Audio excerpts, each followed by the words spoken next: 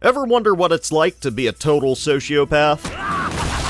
In this manic murder menagerie, the fast-paced, twitchy combat constantly pushes you to be a better, faster, more efficient killing machine. The whole experience even manages to tie together its gameplay with its twisting and emotional narrative. This is Bloodroots. Bloodroots is a game that asks the question, what if Hotline Miami had more banjos? Bruh. You can certainly see the influences from the Devolver classic here, with its blazing fast pace, one-hit kills, and giant murder puzzle maps.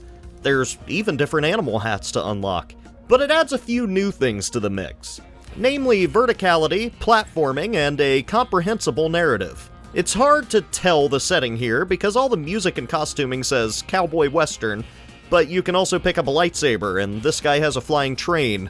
Also, there's a rave, so we're gonna go with steampunk western. The description on Google actually says Weird West. Yeah, that tracks. You begin your adventure trudging through a forest. The only color around you are splashes of blood on the snow.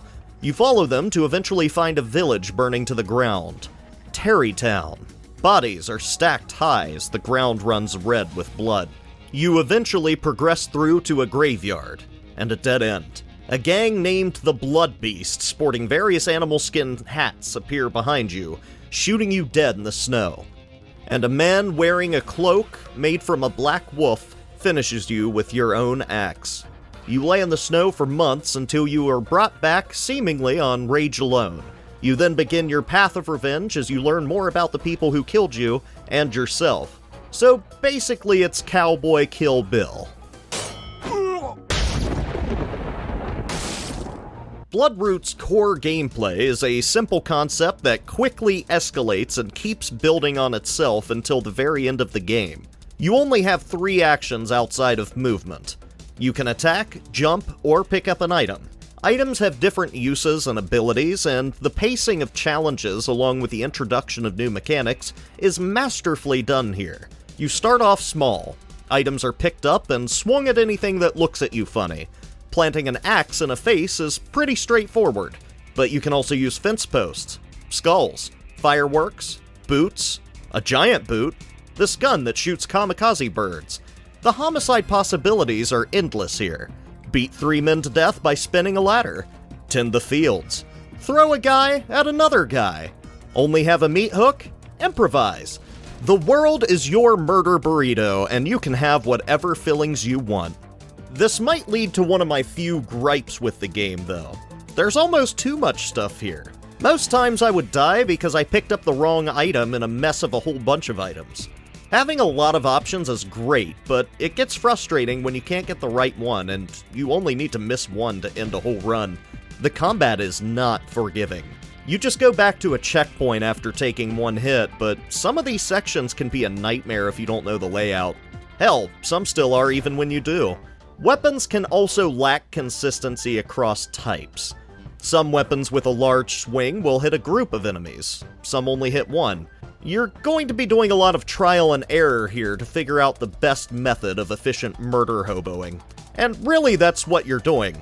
This is a murder hobo simulator. I mean, look at them. Usually, in fast-paced games like this, boss fights can really pull down the experience. But I actually really enjoyed them here. These encounters changed the tempo to a more bullet hell type experience, and I was finding myself welcoming the change every time they came up, even if it was only a small number of them. They were all unique, with the last one being particularly memorable for me. Each one of them was also paired with a great track from the original score by Vibe Avenue. I'm a little conflicted on this soundtrack as a whole, though. There are a few standout tracks here, and the production quality is great. But a good bit of the soundtrack falls squarely into the gets it done category. Not every track is going to stay with you, but I never found them to grate on my nerves either. All the levels have these driving tracks that goad you into being more aggressive. The soundtrack is somehow both unique and familiar at the same time, with most of it sounding like an old western, but then there's also some EDM dance beats. I'm also a sucker for a recurring motif. The soundscape here is overall pretty well done. Weapons all have good audio feedback to give you a feel of exactly how you are committing your war crimes. The enemies all have good audio cues to react to also, which helps you keep track of exactly what to watch out for when the screen gets cluttered with enemies.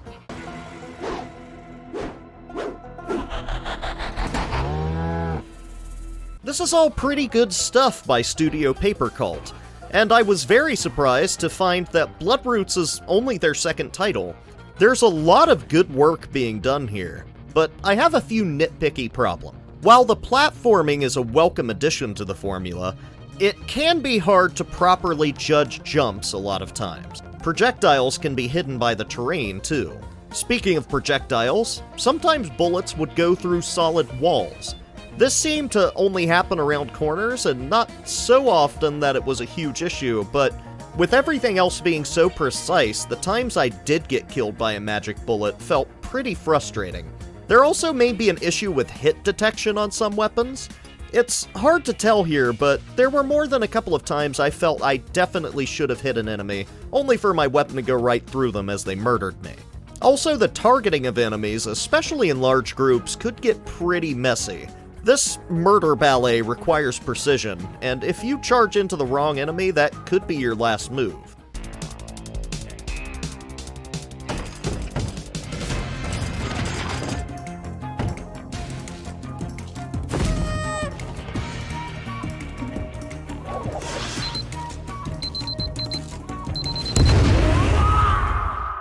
I'm not going to spoil the story here, but it goes a bit deeper than I was expecting.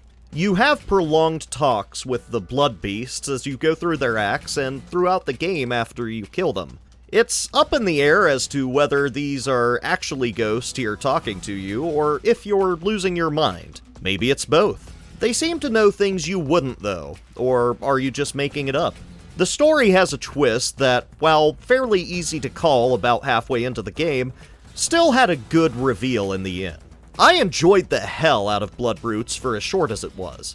The game is only about 4 to 6 hours long, depending on your playstyle, but the unlockable animal skin hats provide different powers and buffs to encourage replay, though I wish you could have used them throughout. If you enjoyed the Hotline Miami series, or you're just a fan of top-down action brawlers in general, give this game a shot. It's on Game Pass right now, so there's no reason not to. Even at its $20 asking price, it's well worth it for the experience. So that's all for this week. Next time we'll be talking about The Ascent. I had my heart broken by Cyberpunk 2077 last year, and I really hope that this is the science fiction RPG I've been waiting for. Feels like forever since we've had a truly great one. Please remember to like and subscribe, because I love those kind of things, and let me know what other games I should check out. Also, check out the Twitch stream. I play a lot of games with crowd control, so you can all torment me for free amusement. I'll see you next time.